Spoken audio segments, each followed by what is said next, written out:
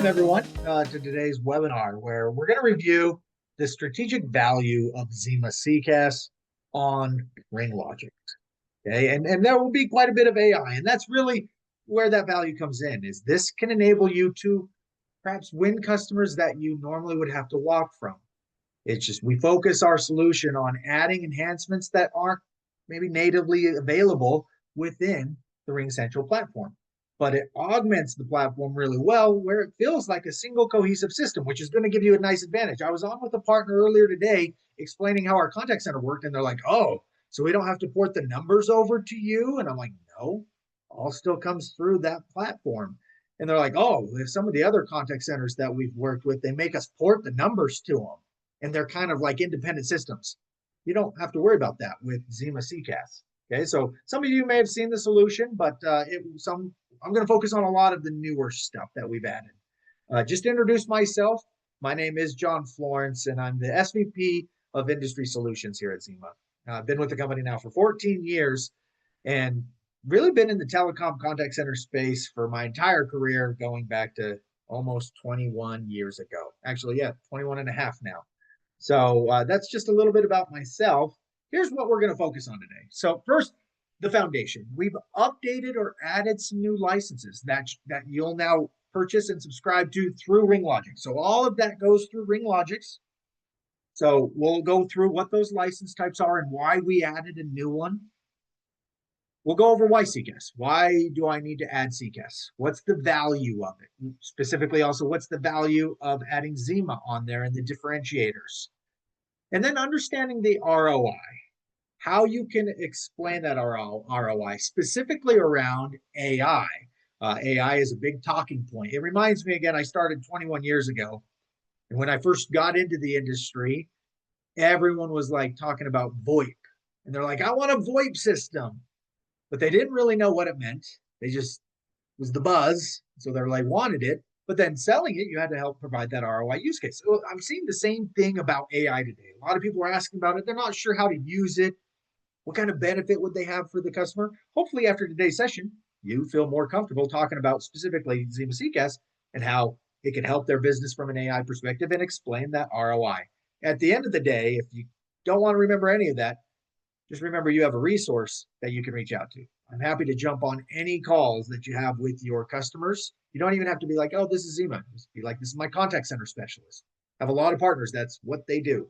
They can just tell me, get rid of that logo that I have in my background and just have the more generic background, whether you like to use Zoom, Teams, whatever you like to use for those video conferencing. You have a dedicated resources here to help you, which can help with the last thing, the objection handling. A lot of times customers, and this is the same just if you're trying to get them onto your cloud platform, the fear of change, how to overcome those objections, but more specific to contact center. Because a lot of times if a customer already has a contact center, that is the hardest department to convince to change unless they're really struggling, because a lot of times it's the lifeblood of their system. And so they're just concerned about the risk that could happen if it doesn't go well. So we'll go over how we overcome those objections. And then I'll do a quick little live demo of what's new. A lot of the things we're going to talk about specifically around AI. Do have some time at the end for Q&A. I'll probably go about 40, 45 minutes. So we'll have 10, 15 minutes at the end to answer any questions. Okay, so the new license structure. Okay, oh, that is the wrong license structure. I apologize. I should have double checked that. Bear with me 1 second. I have it right here. We'll come back to it. This kind of does share where people sell us, but I want to make sure I have the right license structure. So this slide does have some relevance. I'll come back to it and kind of explain it. But I want to make sure I have the right one.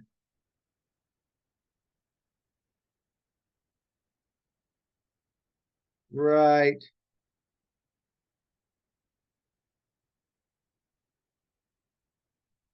There we go. And you can see why I made the mistake. The slides look almost identical.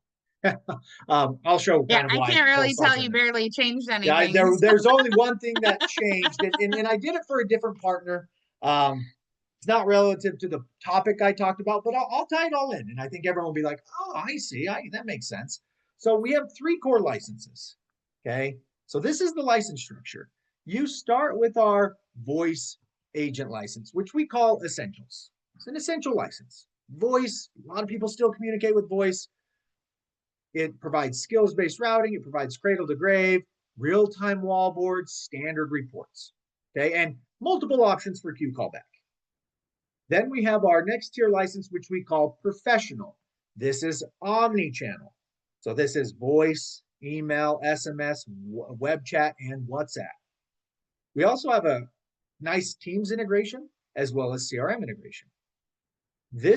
So these licenses have been available with RingLogix for a while now. This is the new license, Elite. This includes everything with voice and professional, but also includes workforce optimization, speech analytics, and our AI messaging bots. The reason we created and released this new license is odds are you're going to compete against companies like a RingCentral or a Dialpad or a Zoom or Genesis even. A lot of those organizations, they have 3 types of licenses. They have a voice-only license, they have a omni-channel license, and then they have kind of their top-tier license, which is an AI license. We used to sell these licenses a la carte. So like if you wanted to add speech analytics onto Essentials, you could do that. And good news, you still can.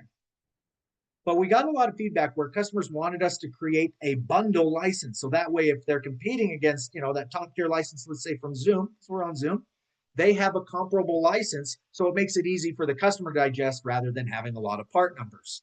Now, here's where you have a really nice advantage. You can still mix and match. When we started this demo, there's a partner with RingLogix, appreciate their business, their customers moving forward with the contact center. They did that mix and match licensing. They did this voice only essentials, but then the speech analytics. I share that with you because again, when you compete against a lot of those competitors, they won't let you do that mix and matching. Oh, you want the speech analytics, you want workforce optimization, you have to go to the top tier. We're not that way. You can mix and match the licenses. So now let me explain, well, what was this side? It's almost identical, pretty much. The difference here is I did a training with a partner. This is you today. You can do all of this. We sell quite a bit of our voice only license, but it's not our most popular license because as I was going through that list, I'm saying skills-based routing, wallboards, reports, you could do that today with the native RingLogix system. It's a simple license. It's built right in with the platform. So where a lot of partners and customers use us is in these next tier licenses. So it kind of showed how they can all work together. That's what this license was showing is this omni-channel, the professional license is the one that most partners resell of our solution.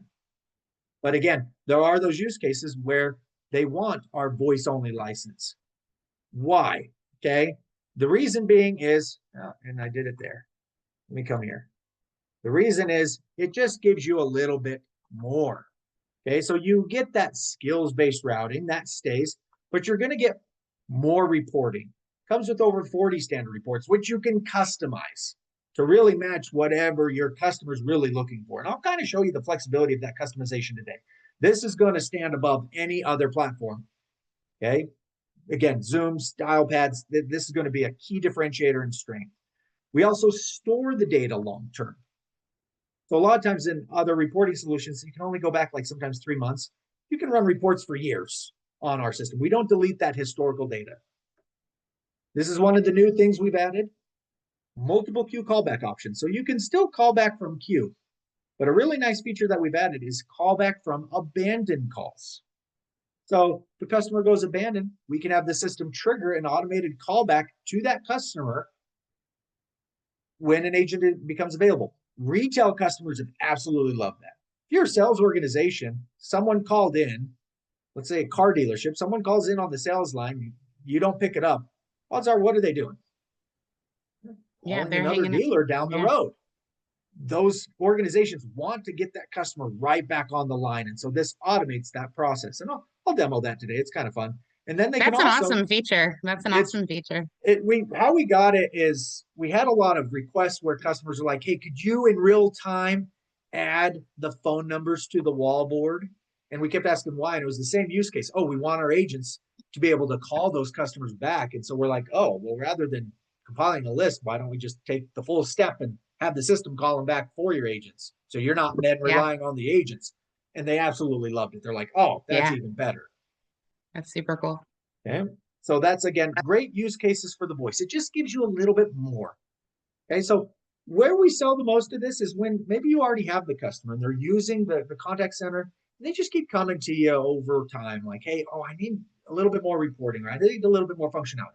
This is a great transition step for them.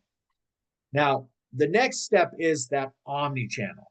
So again, SMS, email, web chat, WhatsApp, as well as voice. And then we can blend all those together. One thing we've done with SMS, and you probably have called into organizations and you've seen this, where you call in and maybe in the IVR, they're like, hey, if you'd like to text with us, press 9 now. So it's from the IVR, you're actually going to change that to a text conversation. It's a great way to let companies know, hey, you can also text with us. Me personally, I love to text with businesses because I'm on the phone all day. And so if I can text and book an appointment over call, I'm all for it. But a lot of times I call because I don't know if they have a text option or not. So it's a great way to let people know. You can also text out of the queue. So while you're in queue, you can say, hey, your estimated wait time is this. Your position in queue is 5. If you'd like to schedule a queue callback, press 1. Or if you'd like to change this call to a text conversation, press 9. And that'll send them a confirmation with a text email. It'll confirm that they got it, and then it hangs up. And now they can just carry on that conversation with the text. So again, just blends that omni-channel communication, which is going to become more and more relevant as the younger generation moves into the consumer marketplace. Research And we've shows actually gotten requests for that, John, too. So it's like good that you brought that up because, guys, Netsapiens does not do that, right? So they're like in the auto attendant, in the IVR, there is no configuration on a button to do messaging. So for like those of you that have asked me about that, and I'll have to remember, I'm not sure if everyone who's asked me about that's on this call, but that's a really cool feature that you guys have asked for in the past that Netsapiens does not offer. Yeah, because there are some systems out there. There's one close to where I'm at that we run up against, might because they're in my backyard here, but Podium. If you ever run up against Podium, they do that feature. They offer it and they'll highlight it on every single demo. Now it's like, oh yeah, we can do that too. So again, making that level playing field, and then we're going to hit them with our differentiators. And then that elite. Again, why elite? AI. If AI is at the forefront of the business, they want that omni-channel communication. This is a great license for them. And again, because we bundled it, you're going to get better pricing as well, rather than that a la carte method. Okay. All right, let's keep going here. Again, this just kind of highlights the different license types here, but I do want to come back here because I've got a couple of other things. So we've talked about the license structures. Well, now why CCaaS? So I got some research or stats for you here. We'll be quick on it, but just kind of highlights the importance of contact center. I'll come back to that first one because it's the best one for you. But, it's a big market. 2025 projected CCaaS market is almost $7 billion. Over the next 4 years, expected to grow to over $17 billion. But more importantly, I think a lot of us on here, we focus on that small to medium-sized business. That's about half the market. So a lot more customers are adding contact centers in the environment. They might not function like the traditional contact center, but they want those features that are typically tied to contact center. Now we'll go back to this 5X. What research shows is when you win the contact center, when you get in with the contact center, you're going to get 5 times the spend of that contact center on all other services. So it makes you unbelievably sticky. A lot of times, I've seen it. I've been on organizations. I helped a partner, it's probably been a month ago, where it was about 110, 120 total UC sites. The contact center was 12 agents. The department driving the change to the new phone system was that 12 seats. They were leaning on that. The rest of the office would get behind whatever system they chose. So a lot of times that contact center drives a new system sale because it makes you sticky. And then once it's in there, it's harder to replace.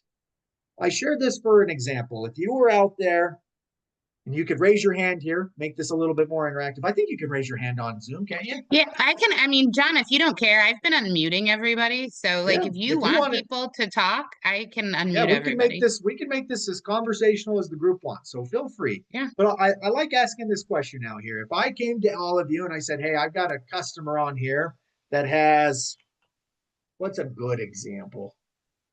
3CX. They're on a 3CX phone system. How many people here would be like, oh, I could replace that? No problem. I go in there, I know it. We can convert them over to our system. Really easy. But most people are like, yeah, we can do that. But then they hit you with, oh, and then we have, I'll just throw out a different contact center. We have talk desk in the contact center. How does that confidence level go up or down? Again, you can answer if you want, or again, just think to yourself. A lot of times when you hear that contact center, it makes the sales process a little bit harder because, again, those departments, they're a little stickier. And so by you adding contact center, that's going to now force that to anyone else that tries to talk to your customers. Oh, you got a contact center in there. Oh, okay, it makes it a little bit different. Again, it shows that revenue aspect up here. Again, market alignment. A lot of people are asking about AI. A lot of people are asking about these features that typically come in the contact center. And then you can use this to differentiate your brand. You have a brand that you're not just a UC provider, you're a solution provider, which I bet most of you already are. That solution provider, this just adds to that solution list. Some of our big differentiators is the ease of use, the ease of delivery, and again, a fast adoption rate. We have a goal. Once we get a signed order, we want that customer live within 60 days on the contact center. If you've ever talked with other contact centers, I've been some where they're like, oh yeah, we've been in deployment for 9 months. That would not be acceptable at Xima. We do not want that. And I'm sure you don't want that for your customers as well. But it happens in other contact center solutions because they can be over complex. I'll just share another story again, more conversational. I think those are better. I was meeting with a customer yesterday and they're on Nice in Contact. And they shared with me, it's the system admin. He's like, there are 3 different places within the agent client where you can control their audio settings. Right. I saw Jamie go, wow. Like, I was like, what's the need for that? I don't even know the use case of it. I'm sure they had one, but again, it goes to that over complexity. Like, you have 3 different places where you have to control your audio settings. That just seems crazy to me, but that's what they said. Very easy to use, and that tight integration with RingLogix is really going to differentiate you. Now, for you, I get a lot of partners that ask this question. What's the pre-sales and post-sales support like? I like to say it's phenomenal. And if it's not, you let me know and I'll make it phenomenal. Okay. You have a dedicated camp, similar to like you have with RingLogix, but on the contact center side. Still go through RingLogix, engage that team, and then they can engage Xima. But then we can go at this as a team effort, us focusing on our lanes, in our appropriate swim lane, focusing on the contact center. But they're there to help you with any pre-sale support. That includes RFPs. If you have an RFP, you're like, I don't know how to answer this. Get us involved and be like, hey, could you take care of this section? We'll fill out that section based off of the RFP around contact center, what we do and don't do. Happy to get on discovery calls. Is this a right fit for the customer? As well as those demos. You do not have to become an expert in contact center. Our demos are very high energy, but we like those discovery calls so we can focus more on the solution rather than just the generic overview. We can do a generic overview, but if we know what those customers' pain points are, we'll go in, here's how we're going to solve them with the contact center. Then once it's sold, white glove implementation and our customer success program. We have an entire team that is focused on making sure this goes in, again, smoothly and efficiently, so in a very timely manner. And then ongoing success. And we have that whole process dialed out. If you want to know what that process is, we like to share it on every single solution review we do with the customer. So post demo, okay, here's how we're going to implement it. Okay. We pride ourselves being on a partner and customer first organization. So what I mean by that is, how do you want your customers to interact with us? What I mean by that is more on the post-sale side. Some partners are like, well, do my customers contact you directly for support, or do they go call through me? It's really what you prefer as a partner. It's up to you. If you want to tell your customers they call you first, absolutely. Just let us know that. We'll 100% support that. But I have other partners where it's like, no, I don't want to deal with that. I want to focus on what I'm good at. I only have 2 customers that are contact center. They just have them contact us directly, but then they've asked, can we be copied on the tickets? Absolutely. So again, how do you want to work with us, to work with your customers? You just engage us how you want. We're happy to accommodate and help with that. Yeah, and gang, this is like a big, big reason why we wanted Xima as a partner. Okay. Because they do their own pre-sales. So they support their own product pre-sales. You guys can learn it and are encouraged to, even get it for yourselves if you need that, but you don't have to get it to sell it. And the fact that they support their own product post sales for you is awesome too. As far as RingLogix is concerned, they're a great partner because our support team doesn't have to take on anything else either. So, and we've had deals that got implemented, and John's exactly right. The partner has talked to Xima and decided what kind of support. Do they want their customer to be directly driven there? Do they want it to go through them and then they drive it there? And they do it, they kind of customize it to what you guys want with your customers. So that's great. And this just kind of highlights just some quotes we have some from some of our partners. Again, all different shapes and sizes here, but just kind of highlights what I was mentioning here. This one, the one in the green is probably my favorite. We have won deals that we typically would have had to walk away from. And then he kind of added a couple sentences. He's like, so basically it means more customers and more revenue for me. So why wouldn't I do this? Okay. And they're all on that same platform. Okay. Again, back to that point, omnichannel. That's what they were looking for. They didn't have a solution for it, so they went and got that omnichannel. Right here, we trust Xima to honor partner lead deals. Like, I understand. I come from the industry. Before I joined Xima, I was with a partner, and it is always scary when you're like, I'm going to bring in another organization. Oh, you've heard those horror stories where then they go and start talking to that customer directly. You will not have that happen. You have my commitment. You will not have that happen. And here you can see that commitment to channel integrity gives us confidence. You'll see that channel integrity. And then again, the pre-sale support.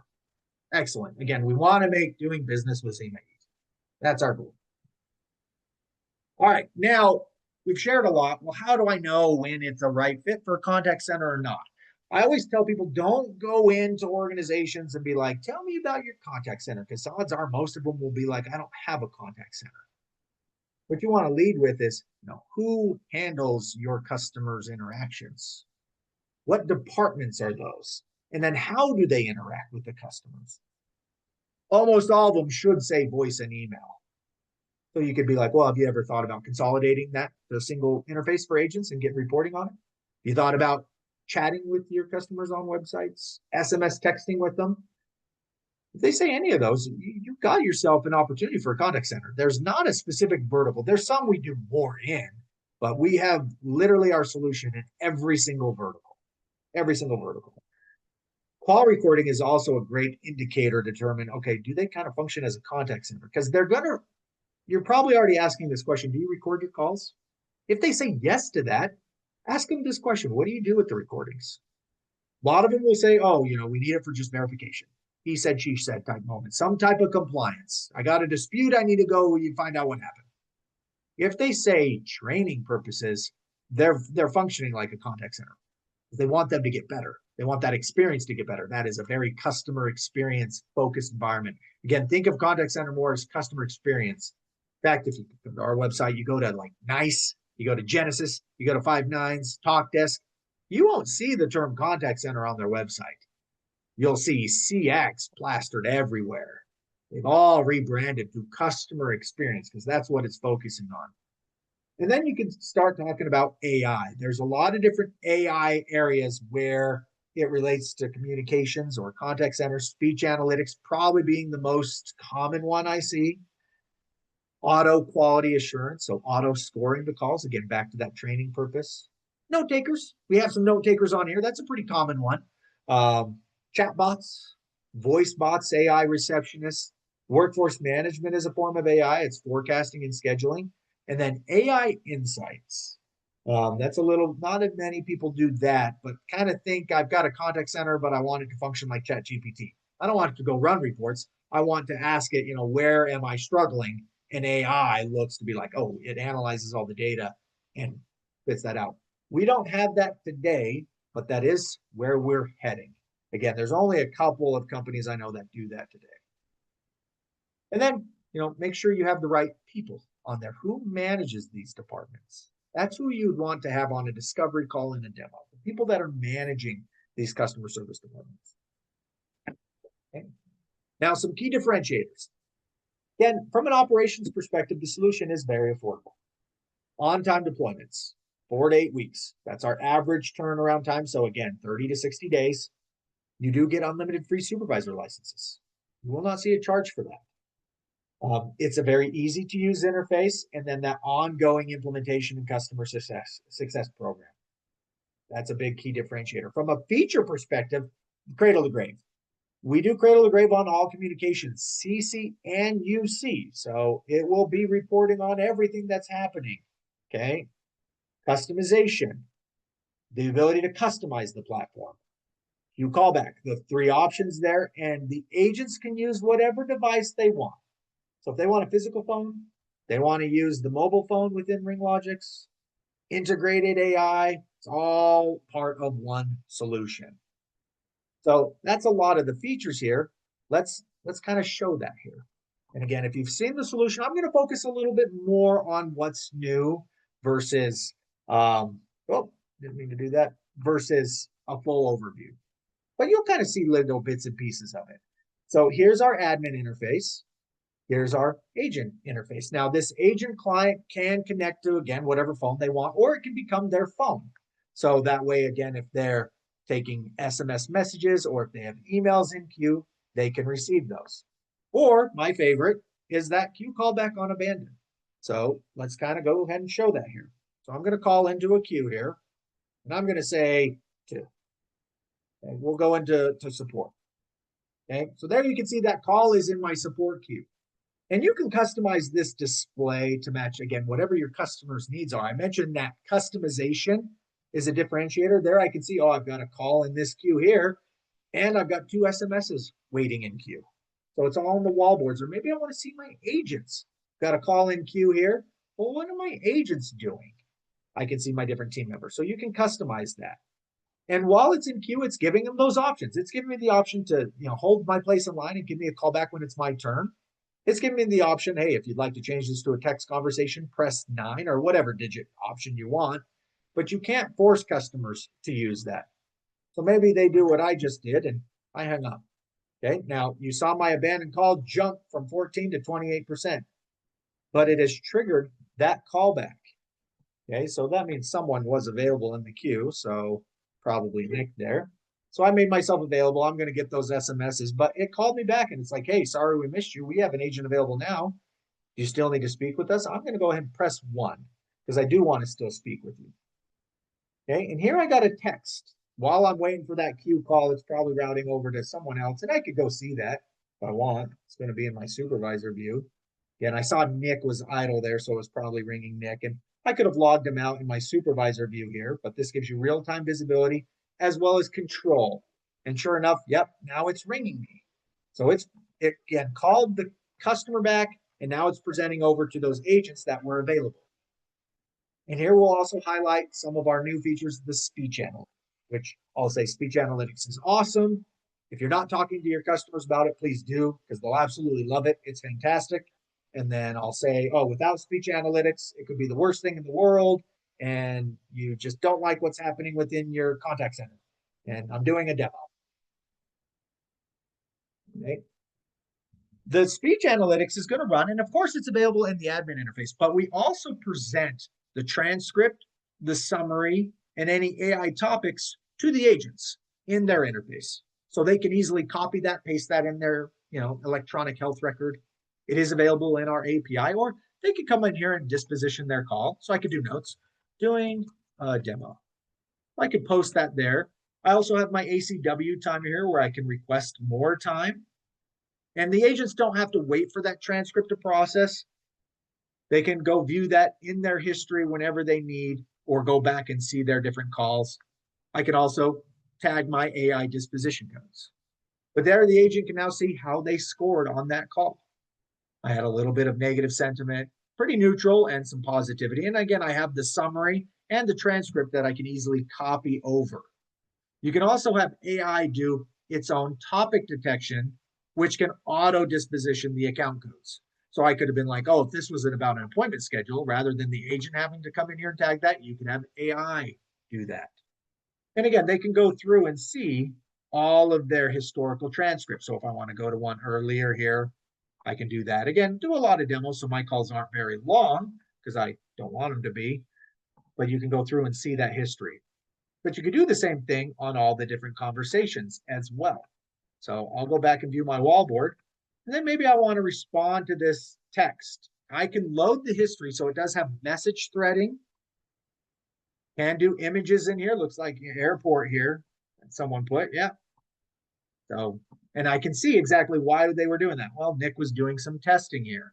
So I can see, well, maybe I need to transfer this over to Nick. They were chatting with him earlier.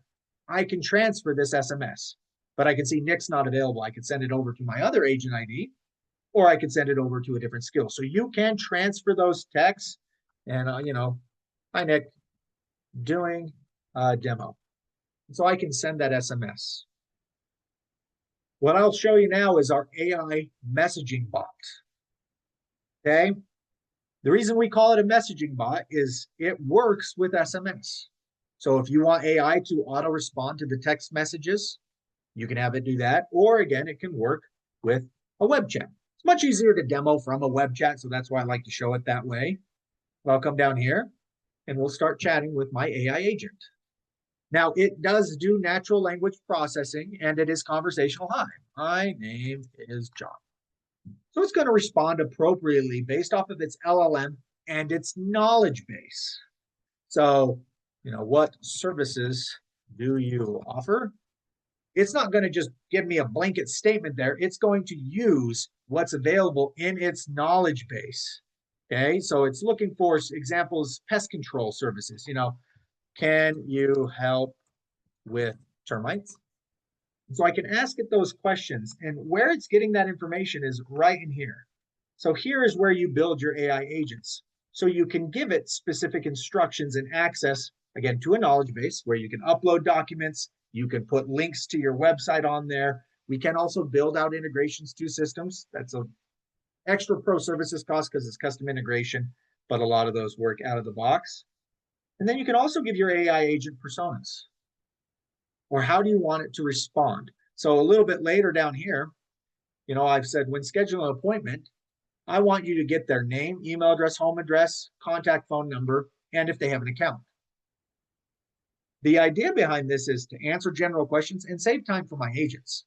I want to reduce my average agent handle time. Well, why make my agent ask that information when the AI can do that? Or you can keep it simple. I have a customer that I'm working with right now. They're like, I don't want it to ask for an email address. And so I said, if they ask for a particular skill or medical supplies, just get their name. Don't put in an email address. Keep it anonymous. So I can give those instructions to my AI agent. Okay, so we'll save that. Come back over here to my chat. Okay. And so I could say, can I book an appointment? Yeah. Well, I've told it, yes, you can book an appointment, but I need these details. Okay. John Florence and jflorence@email.com and 5555 Deer Road in SLC, Utah. And I'll purposely leave off the phone number and account. Well, it's going to come back and be like, oh, no, I need this information. So I can put that in there and no account. It can then use that information to route it over to the right agent, which it did. Or again, it could go and give them links. It's like, yeah, here's where you book that appointment. But in this case, I wanted it to transfer over to an agent. The agent can see exactly what was chatted about previously, as well as get a nice summary of that. And so again, they're now they want an appointment. I have everything I need to book their appointment. They're not a new account, so I got to go create one in my CRM or whatever it is. Perfect. I have tomorrow at 10. So they're just on to the function that you want them to do. Great. And again, I can add attachments to the web chat here, and I can end that, and I'll end that here. Okay. I'll also end my SMS because one of the unique things about this All of that data we save and show in Cradle to Grave. I've never seen this anywhere else. I've never seen it. So if I call in here or I come in, search in Cradle to Grave, hit apply. Well, here you have that Cradle to Grave where you can then see all the different calls. So there's my callback call with that transcript. So if I want to look at that, I can see that. So this is where supervisors can come and get it. But then I can also see my interactions with AI chatbots or my SMS. And I have those chat logs as well. So you're going to be able to run reports and see exactly that customer experience on every single channel. You can then use all of this for filtering. Okay. So for example, I want to look at John's calls from the last month, and I'm using it for that training purposes. All right, well, let's look at Agent John's calls. Here we go. And I want to look for specific topics, AI topics. So I could do that topic, or I could do a sentiment. All right, I want it to be if the negative sentiment greater than 25%. So now instead of looking at everything, now I have John's calls and I can evaluate the right ones. All of this data is, of course, available in the reports as well. But before I get to that, I have these AI topics here. Well, how did those get created? The customer can create those here. So under our AI configuration, they can build out their AI topics. It can be specific keywords. So if, they use billing or demo, flag that. Or it could be something like, if I scroll down here, supervisor review. This isn't looking for a keyword, but it's looking for profanity. Or customer was angry or frustrated, aggressive tone. If AI found it matched that criteria, it's going to tag it with supervisor review. And so you can use this as a way to auto score the calls because all this data is available in our reports. So if you come over here to the reports, I go into the sentiment details. Well, I can again, historical, hours out of the day, days of the week. How are my agents performing? All right, well, I ran this for the month of June. All right, John had 120 calls. The average call duration is pretty short, 2 minutes. Generally more positive, 51% positivity average over all those calls, 25% negative. You had some where is max. And again, you can drill down and show each call line by line.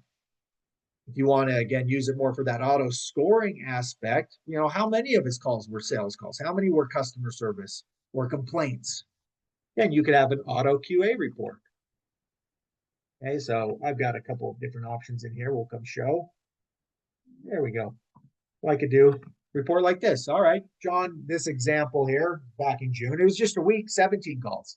All right, 1 was flagged as a troubleshooting call, 2 where he closed the sale, 5 about complaints and returns, 3 warranty and maintenance, and 9 security and compliance. Again, you can build those different customizations. That's one of the big differences with the solution, where, again, your customers will absolutely love it and it'll give you a strategic advantage. For example, here's a pretty standard report. It's an omni-channel report, so I can, again, see how my agents are answering calls, missing calls, chats, SMS.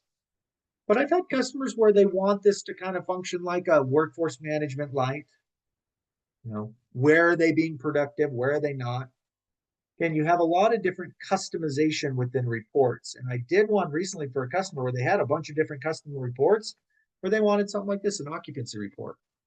Where are agents spending their time? All right, for a week here, I can see John was logged in for 43 hours. He's available 18% of the time. He was on a call 1% of the time. He was on ACW 0.5% of the time. Most of his time he was spent do not disturb 30%. And you could break that out. Okay, so where my difference was, I was probably working on SMS and omni-channels. I just didn't need to add it to this report here. Or another one that the customer wanted, which was a really good report, which of course is not under here anymore. Is it a group? It's called a group time. Let's see. Time frame summary, where they wanted to compare on the same report where they didn't have to run the report. So it's like, how many calls have I had today versus yesterday versus last week for all their different queues? How about month to date versus last month? Answer today. So it's doing that comparison for them of those different time intervals. You could compare this quarter to last quarter if you wanted to. you have really endless options when it comes to customization within the reports, because all the reports, I'll go back to one more, they have this edit option here. So if we don't have the report that you're wanting or the value that you want, well, you can edit it. So like if I wanted sentiment on this report, I could easily come in here because it has all the different topics, or not topics, all the different values available to them.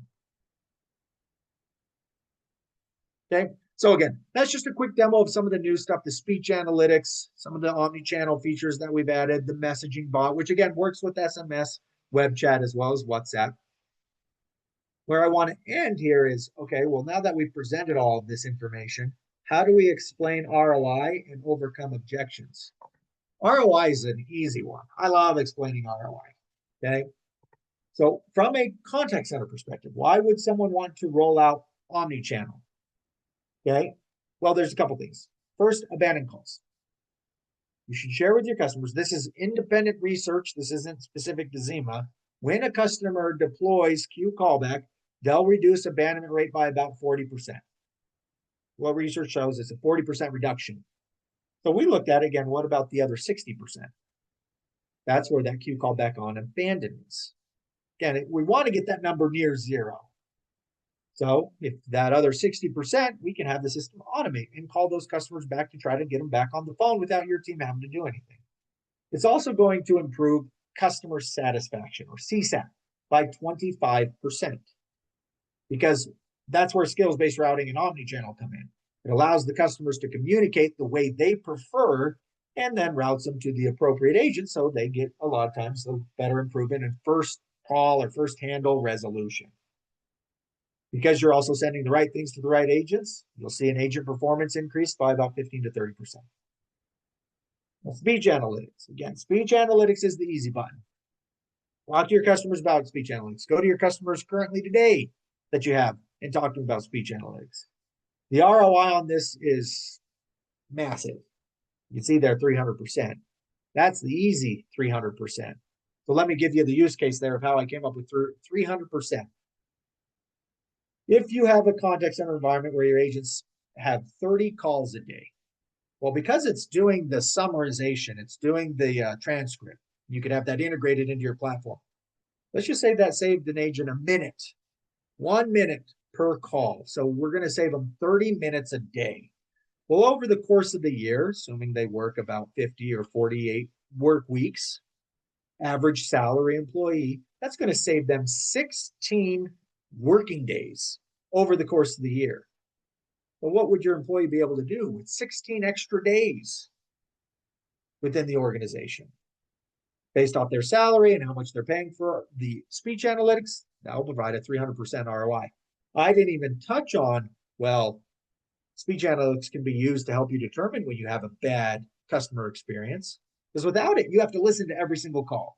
With having those visual indicators, which you can receive alerts on. So if you have a call, let's say, had a negative experience of greater than 40%, you could get an alert. Hey, send me an email alert or a text alert if I had a call where the customer sentiment score was below 40%. You could get a text alert. So that way you could be proactive on that. Messaging bot and chat bots, there are two things how you can think of chat bots and messaging bot. What I showed you today is what comes out of the box. When you start getting into integrations, we can take our chat bot to be like, oh, rather than send to the agent to book the appointment, can it book the appointment for me? Yes, but that is going to complicate the deployment. It's going to be a little bit more in depth because now we have to integrate into whatever that platform is. So that's going to add a little bit of work on our side. It's going to add work on the customer side. But then the ROI gets better. If you just go the easy route, hey, have it answer general questions. Have it collect the information your agents usually have to do, so your agents can just finish up the last piece of that. Well, that can save them, on average, 30 to 50% of their time on those interactions. And then workforce management, I didn't show that today. Could be its own different product.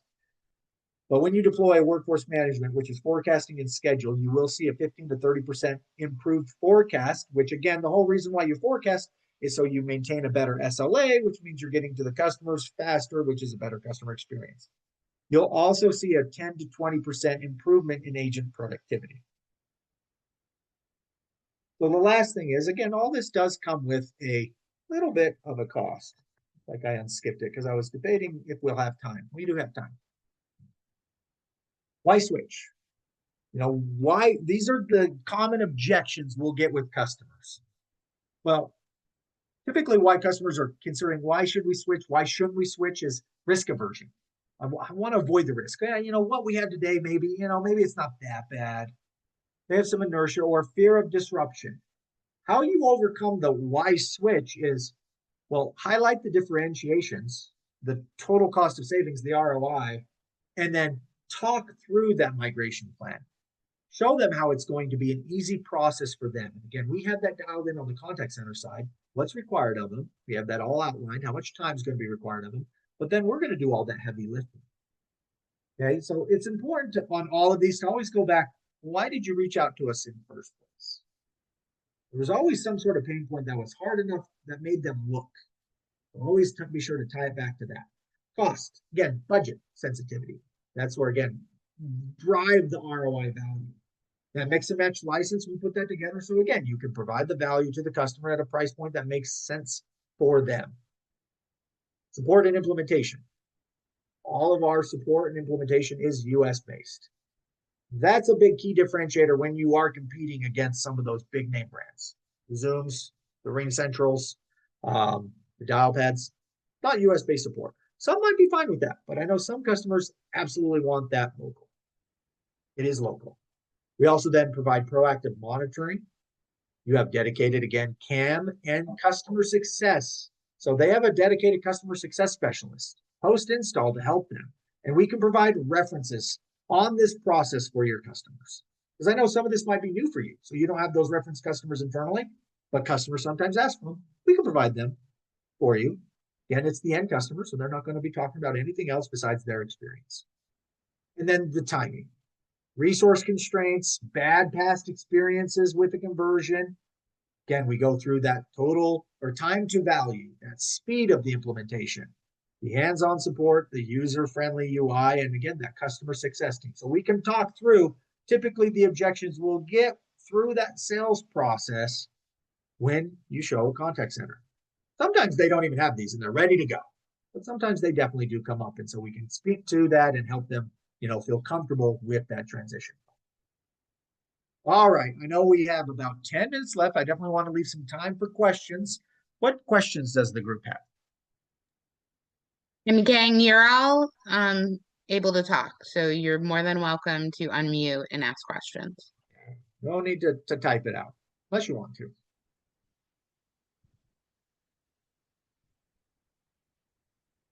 We got shy violets today. I have some questions, John, that I know that maybe some partners might ask her. Oh, who you got? You got Tim? Go ahead. Hey guys, I was wondering how much Xima costs. Is it on a per customer basis? Yeah, so yeah, and we got another pricing question too from Abdul. Okay, so I'll answer it this way. Specific pricing, you'll get that from Jamie and the RingLogix team. Okay. What I can answer is, okay, how is it priced? It's based on a concurrent agent license model.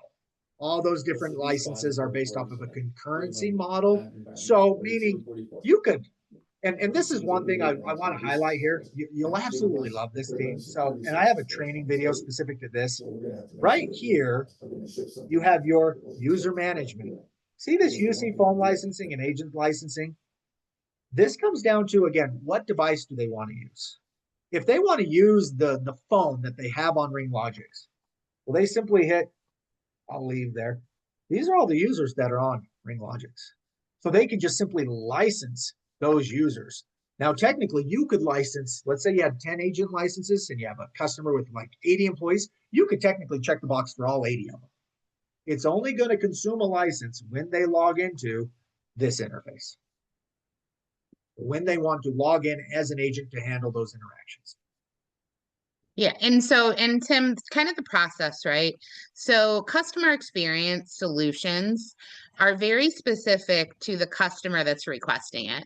So this is something that we typically don't want our partners like actually putting like dedicated pricing on their website, because what Xima does is special. They do like a pre-sales demo, right? And what they're doing is they're qualifying the customer for what they want, what they need, you know, things like that. Then what happens is Xima provides me with a quote for everything that your customer needs. And the way that this works is RingLogix signed up with Xima, and we've taken on the full responsibility of all the minimum commitments for our partners so that you guys can sell it whenever you want, as opposed to you going directly to Xima and you personally having a minimum commitment to them. So Xima gives us like a reseller pricing that we then pass along to you with a slight increase, right? Because we're taking on all the minimum commitments. And then I position it to you with your pricing that you then mark up and sell to your customer. So pricing is, you know, and that was one of my questions, John, because I feel like we've had a lot of partners interested in Xima, and their customers though are on regular UCaaS, right? They're just on like a Netsapiens voice system. And while they're heavily interested, because they've never had a comparison with like a Nice in Contact or like a Genesis, they almost get like, oh my God, like it's so cool and they love it, but they get sticker shock. Like, do you have any suggestions on how, I mean, obviously Yeah. we all want to sell on value as opposed to price, but sometimes people cannot get over like the sticker shock of it all. You know what I Yeah. mean?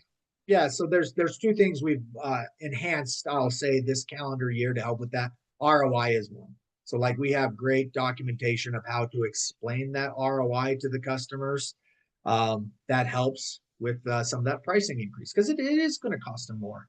The other thing we do to combat that, and this is important with your customers, is again what I like to call that crawl, walk, run approach. You know, some customers are not ready for omni-channel, but maybe they came to you for a reason. Maybe it's as simple as I need just more detailed reports, or I want a better, that queue callback option. So then we can kind of demo just that. That's why in the sales process, like Jamie talked about, the most important thing, make sure you always do a discovery call with us before the demo. Because I agree, I don't want to go in and show AI messaging bot if the customer's like, well, I'm just really looking to enhance my voice only environment. They are going to walk away being like, that might be overkill for what we need. So we really want to isolate the demo to their specific needs. And if we do that, that will also help in avoiding any, oh, this looks like it's more than I need. More than you bargained for.